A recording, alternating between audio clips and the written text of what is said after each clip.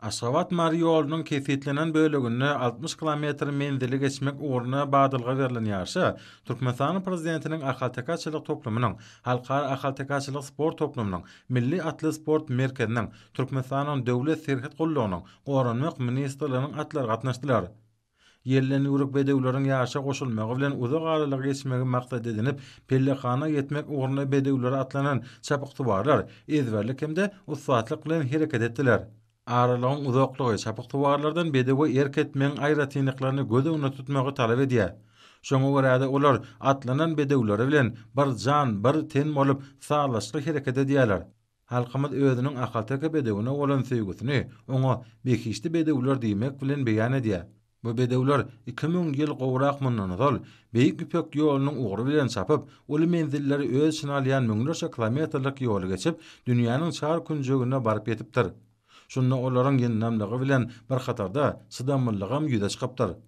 Ahalteka bedewleriniň şeýle gymmatly häsiýetlerini gorap saklap, şu günlere ýetirmekde gadymy döwürlerden bäri meşgulanyp gelýän atşynatlyk däpleriniň inçe sırlarynyň ýitirilmän saklanmagy uly ähmiýete ýedir. Bu işler bolsa häzirki döwürde hasa ýaýwananyrly. Halkymyzyň medeni mirasy hökmünde bu işlere döwlet derejesinde möhüm ähmiýet berilýär. Müňilliklaryň dowamyna dünýä medeniýetiniň ötüşine äge tuly goşan türkmen halkynyň öz boşly medeni mirasyny aýagly saklamak, baýlaşdyrmak hemde dünýäde giňden wagt etmek ýörelgeleri Türkmenistanyň döwlet syýasatynyň iller tutulýan ugurlarynyň derejesine ýetirli. Ýurdumyzda hormatly prezidentimiziň ýol başlygyna bu pudogyň ösdürmek uğruna äge tuly işleriň bitirilip, ahalteka bedewleriniň dünýä ýüzündäki şöhratynyň belinde galmagyny gazanmak babatda maksatnamaly işler alınıp barylýar. Türkmen halkynyň asly atşynatlyk däpleriniň kämilleşdirmegi, ahalteka tohumatlarynyň başdanyň artdyrylmagy üçin zerur şertlaryň döredilmegi, ýurdumynyň atşynatlyk pudogynyň halkara ugurdaş düdümlerine goşulmagy, ugurda halkara hyzmatdaşlygynyň ösdürmegi uğruna ýa-da çäreler amala asyrylýar. Türkmenleriň gadymdan bäri guraýan at çapşyklarynyň göwünleri galkynarýan joşguny nesilleriň dowamatlylыgynyň, ata-babalarymyzyň köp hasarlyk däp desturlarynyň gaýtadan dikildilýäniň hemde ösdürilýäniň öz boşly nyşanyny urly. Munyň özi halk seçkiçileriniň gudratly tebigat bilen bilelikde kemale getiren ahalteka bedewleriniň iň gadymy we täsir wekilleriniň gözden geçirilişi bolmak bilen şäklenmän. Olaryň nepitligi, çeýiligi hemde haýran galýan çydamlygy bilen täsir saglaşygy emele getirýän gaýtalanmajak gözelligine öz boşly senadyr. Sahabatly türkmen topragy ähli döwürleriň hemde halklaryň iň gowy bedewleriniň ýetişdirilýän mekanydyr. Bu bedewleriň şöhraty ýer ýüzüne ýaýrapdyr. Türkmen seýisleri köp asarlaryň dowamyna ýelden ýuruk bedewlere terbiýelep ýetişdirmek maksady bilen olaryň taýçanaklaryny saýlap alyp, tohum arasalaryny gorap saklap, dünýä atşynatlygynyň täjine urulan atlaryň aýratyn täsin tohumuny döretdiler.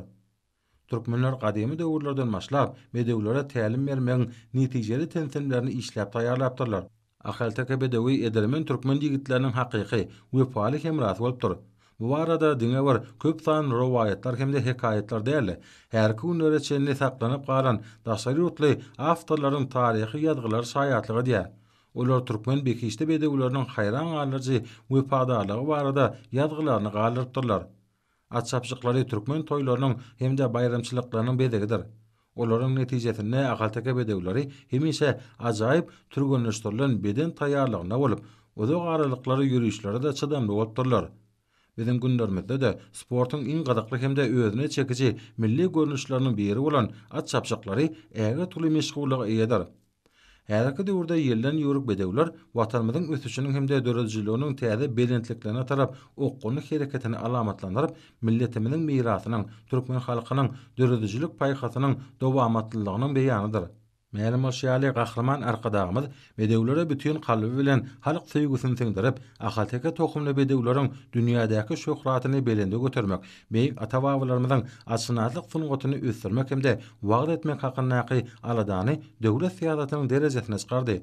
Şoň netijesinde ýurdumyzda bekişli bedewlere ýygyk etmek hemde olary köpeltmek, milli atşynatlyk ýörelgelerini gaýtadan dikeltmek, atçylyk sportyny ösdürmek, at çapşyklary, özek aralyga atly ýürüşleri, atlaryň päýtgeçiliklerden geçmek boýunça seýisleri, tälimçiler hemde ussat türgünleri taýýarlamak üçin ähli şertler döredildi.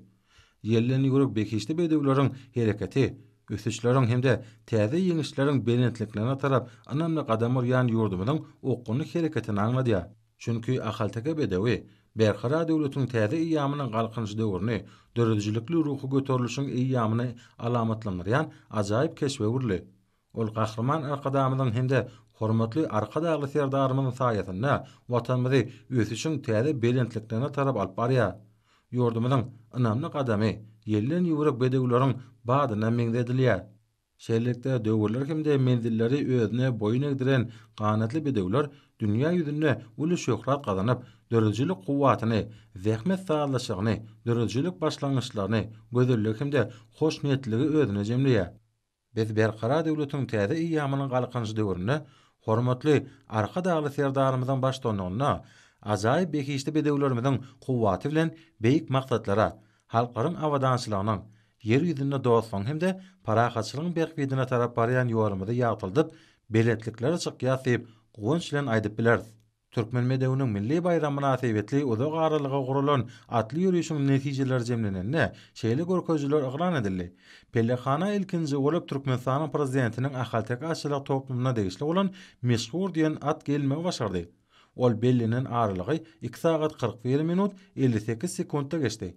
Pellehana ikinji bolup gelen Türkmenistanyň prezidentiniň ahaltek açylyk toplumynyň Garadumanyan bedewi bellinen aralygy 2 sagat 42 minut 23 sekundda geçmegi başardy. Türkmenistanyň prezidentiniň ahaltek açylyk toplumynyň gaýdy diýen bedewi Pellehanadan 3-nji bolup geçmegi hötesinden geldi. Ol bellinen 60 km aralygy 2 sagat 44 minut 46 sekundda geçmegi başardy.